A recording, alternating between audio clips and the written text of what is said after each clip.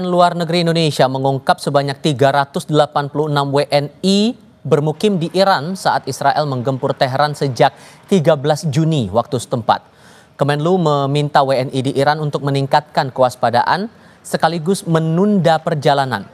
Via akun Instagram, Kedutaan Besar Republik Indonesia di Teheran juga membagikan nomor hotline apabila dalam kondisi darurat.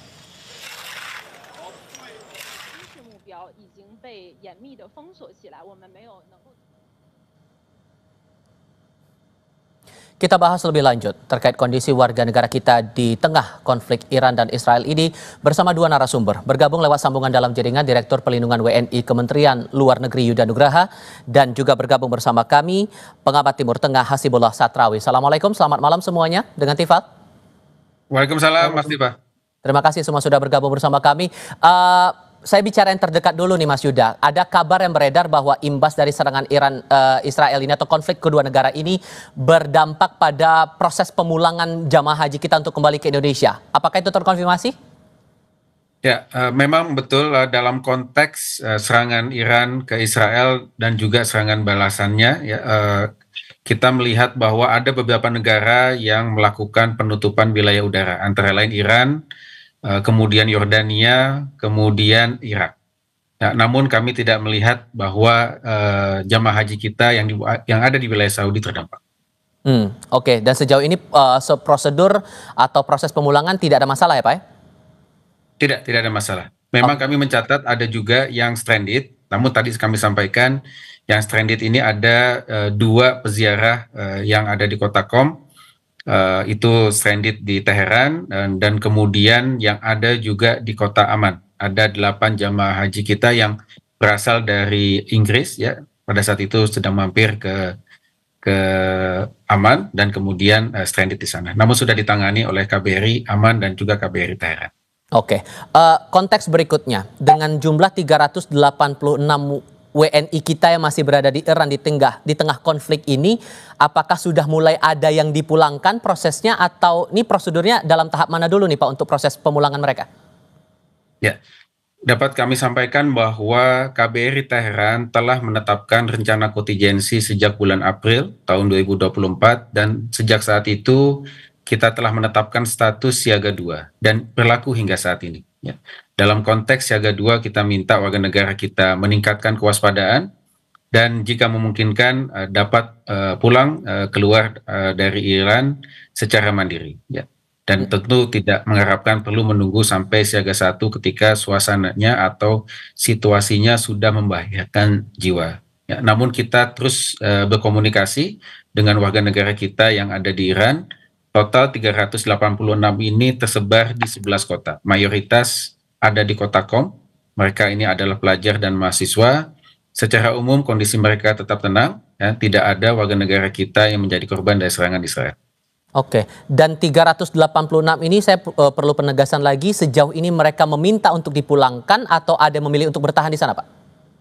Sejauh ini belum ada yang meminta untuk dipulangkan. Ya, mereka masih tetap berada di lokasi masing-masing. Namun kami sudah meminta agar mereka waspada, ya, dan kemudian mempersiapkan jika terjadi ada eskalasi lebih lanjut.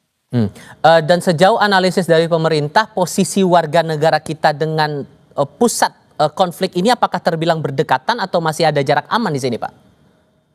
Ya, sulit memperkirakan ya karena memang serangan Israel ke Iran ini menyasar begitu banyak tempat. Ya. Namun memang yang disasar ini adalah mayoritas petinggi Iran dan kemudian fasilitas-fasilitas militer dan juga nuklir dan juga fasilitas energi yang ada di Iran. Ya. Kita terus pantau dan kita meminta warga negara kita bisa menjauhi lokasi tersebut. Oke. Pak Hasib, sudah ada aksi yang dilakukan Israel dengan menyerang fasilitas-fasilitas ekonomi di Iran. Dan ada kekhawatiran ini berdampak secara global. Sejauh pengamatan Anda sampai depo energi diserang, kantor Kementerian Pertahanan di sana ikut diserang, produksi minyak mereka pun juga pasti akan berimbas juga secara global. Apakah efeknya ini menurut Anda hanya sebatas pada aspek ekonomi atau bisa lebih luas lagi daripada itu? Ya, terima kasih Mas Tifal. Pertama saya ingin memulai dari ungkapan empati dan berbelasungkawa kepada para korban yang sudah mulai berjatuhan akibat perang ini, terutama dari kalangan warga sipil, baik di Iran maupun di Israel. Karena saya rasa konteks kita bicara adalah konteks bagaimana keselamatan rakyat dan masyarakat secara umum. Dan saya secara pribadi sebagai aktivis perdamaian, Mas, berkali-kali menyampaikan kita ingin tata kehidupan yang lebih baik, yang lebih damai dalam konteks situasi yang terjadi belakangan ini. Nah, yang kedua, menjawab pertanyaan Mas Tifa, menurut saya memang yang sudah terjadi sekarang ini, kalau secara politik saya mengamati eskalasinya meningkat ya. Bahkan polanya kalau di ibarat pertandingan sepak bola ini Israel tampil dengan penyerangan yang begitu kuat di hari-hari pertama, ditandai dengan tewasnya tokoh-tokoh penting di Iran, tokoh militer dan ahli nuklir yang jatuh di situ. Tapi di hari kedua Iran coba mulai mengimbangi, dan di hari ketiga menurut saya situasinya sudah agak dalam tanda kutip agak berimbang, karena ternyata serangan Iran mampu menjangkau titik-titik terdalam di Israel, bahkan dampak kehancurannya luar biasa. Kita melihat bagaimana apartemen besar rontok dan menimbulkan korban puluhan orang, baik yang luka maupun yang meninggal. Nah, oleh karena itu yang ditanyakan oleh Mas Tifa tadi, memang tidak bisa tidak perang ini kalau terus berlanjut akan memberikan efek global, terutama secara ekonomi yang saya menyebutnya itu sebagai efek tidak langsung. Nah, yang akan lebih besar lagi menurut saya, Mas Tifa, kalau sudah efek globalnya itu menyentuh kepada dimensi politik, yang saya melihat ada dua lempengan politik dalam tanda kutip yang bisa membuat perang ini naik level menjadi perang regional atau bahkan global, yaitu manakala yang pertama perang ini sudah menarget para pihak yang selama ini berada di luar poros perlawanan.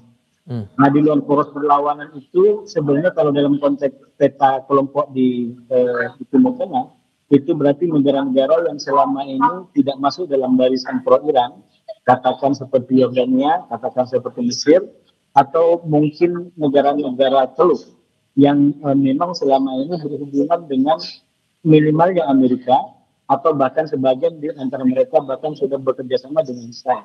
Nah, konteksnya adalah Iran sudah menyampaikan dengan sangat jelas, walaupun agak ada saya melihat penyesuaian di hari ini, yaitu bahwa kalau negara tertentu menghalangi serangan balasan yang dilakukan oleh Iran, maka Iran akan menarget negara-negara atau negara-negara itu.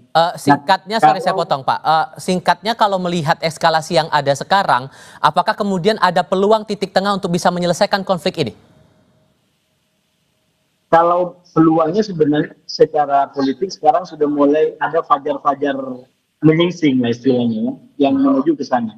Misalkan yang kedua saya lanjutkan kemarin sebelum masuk yang pertanyaan Mas Tifa, yang sangat menentukan ini akan mengalami eskalasi lebih lanjut kalau Iran betul-betul menyerang katakanlah pangkalan-pangkalan militer Amerika di Timur Tengah.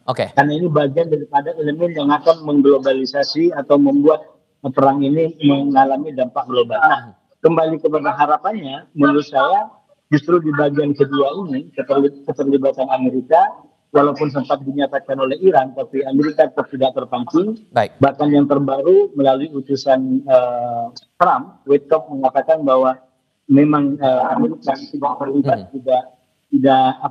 tidak terkait dengan apa yang dilakukan oleh Israel, dan ini semakin menegaskan bahwa upaya Amerika untuk ditarik atau upaya Israel untuk menarik Amerika ke dalam gelanggang perang ini sepertinya belum mendapatkan daun bersambut. Sehingga ini menjadi peluang sebenarnya kalau mau didorong untuk menuju kesepakatan. Bahkan itu sudah mulai disuarakan oleh salah satu menteri di Israel. Sehingga dengan eskalasi yang masih muncul sampai sekarang, Mas Yuda, posisi Indonesia bagaimana? Karena kan kita tidak hanya bicara soal keselamatan warga negara kita yang masih ada di sana, tapi efeknya skalanya bisa lebih luas lagi di banyak sektor. Iya. Dalam hal ini pemerintah Indonesia sudah menyampaikan pernyataan secara tegas bahwa kita mengutuk serangan Israel ke Iran, karena ini dapat membahayakan ya nilai-nilai hukum internasional dan juga dapat meningkatkan ketegangan yang sudah ada di kawasan. Nah, oleh karena itu kita sangat menghimbau dan meminta semua pihak dapat menahan diri untuk mencegah terjadinya eskalasi lebih lanjut dan ketidakstabilan di kawasan. Oke, sehingga singkat saja, sehingga adakah langkah-langkah strategis yang mungkin bakal diambil untuk menengahi ini? Apakah posisi Indonesia akan dibikin serealistis untuk bisa menyudahi konflik antara dua negara ini, Mas Yuda? Ya, tentunya kita akan melakukan langkah-langkah diplomasi untuk bisa mendorong ya terjadinya perdamaian secepatnya, ya, termasuk juga penyelesaian masalah Timur Tengah, yaitu two-state solution untuk wilayah Palestina. Baik, Mas Yuda, Pak Hasibullah Satrawi, terima kasih banyak sudah berbagi informasi dan pandangan bersama kami hari ini. Selamat malam semuanya, Assalamualaikum. Kita beralih ke sorotan lainnya.